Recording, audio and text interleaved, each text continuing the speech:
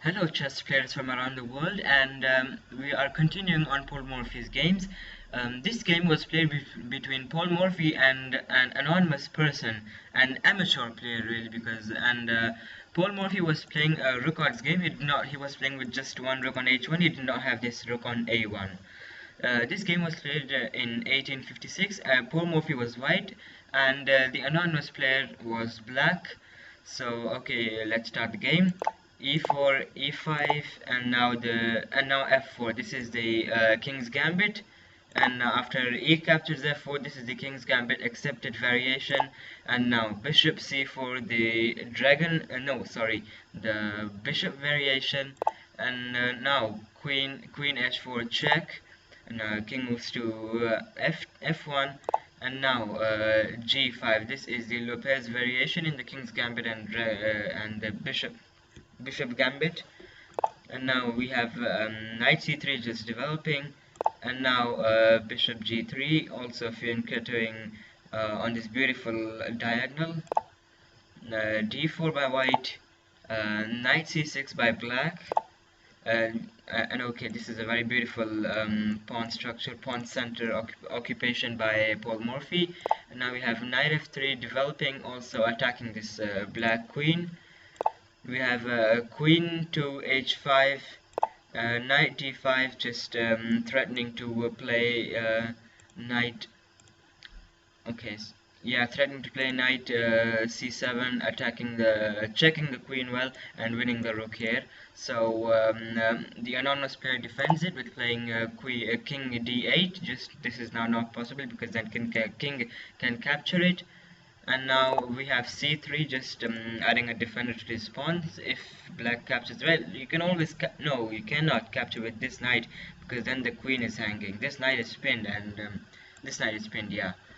So we have Knight F6 developing, attacking this pawn now, and also, well, attacking this knight because, okay, if he captures, then you can capture with the bishop attack here, mess up on black's pawn structure, and now just white captures it. We have bishop captures now on F6 and E5. E5 now beautifully creating a beautiful pawn structure, a beautiful stair towards the king side. Well, the king is now on the D8, not really the king side, but not really the queen side as well. But still, yeah, it's in the center file. Bishop G7, just again placing this bishop here. Should have played okay here, bishop, so that because this whole diagonal is blocked by these pawns. So yeah, but he still plays it, and yeah, okay, the plan is here is to push this pawn and break this pawn structure. We have H4 now attacking, just pushing up the pawn, and now F6, attacking this pawn structure, and King G1, just putting the king into a safer square. We have G4 by black now attacking this knight, and knight goes back to H2, attacking this back twice now by the queen and now by the knight as well. We have f takes e5, knight takes g4, yeah, knight takes g4, e takes d4, now again capturing most of these pawns, and now we have bishop captures on f4, and now we have rook f8, yeah, okay, if c captured here, then well, there was bishop d4 check, king f1, and now rook f8. Now black activating his pieces and unleashing an attack on the white king because it is quite open and can be easily attacked. You can now develop this, attack this knight here, and bring the bishop into the game as well. So yeah, that's why bishop takes f4 was placed, so that no longer this can be a threat here, then captures here, that sort of attack. We have rook f8 still attacking this bishop, which is unguarded, and now we have bishop g5 check. It's defended by this pawn, so queen can't capture, and well, you have to defend with this as well. You cannot defend with this rook, of course, then you just lose the exchange, and you cannot defend here because, okay, if you say that rook can capture, let's see this variation okay here, and now if bishop saves, then okay, bishop captures, rook captures, and now we have bishop e2, just now threatening to just play this knight away, attacking this queen as well, and just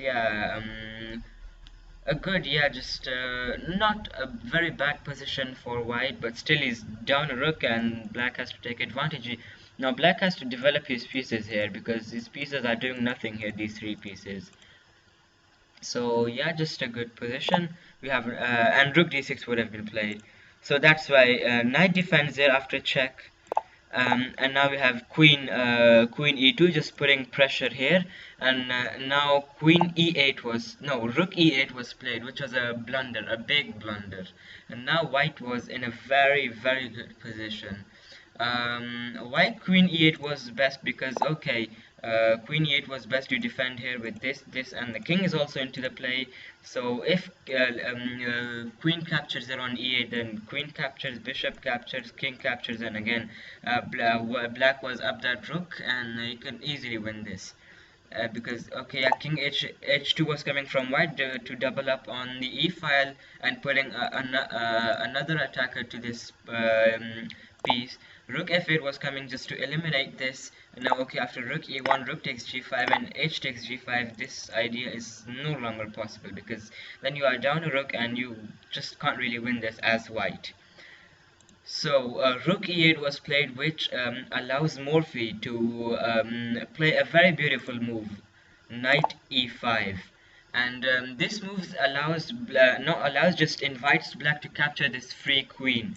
And Morphy says, if you capture, then I'll deliver a mate here, a smothered mate here. So, and the player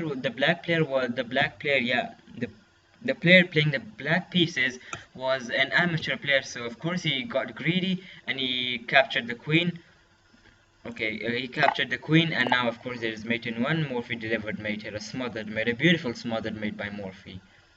The best move, the engine says, that was d captures on c3, but still black was at a very good position, because bishop takes c3 and bishop takes c3, and just black was in a very good position. You can capture the queen as well here after if this takes, then you can capture the queen here as well, and now this is just a very good position. If he captures, there is still mate in one there.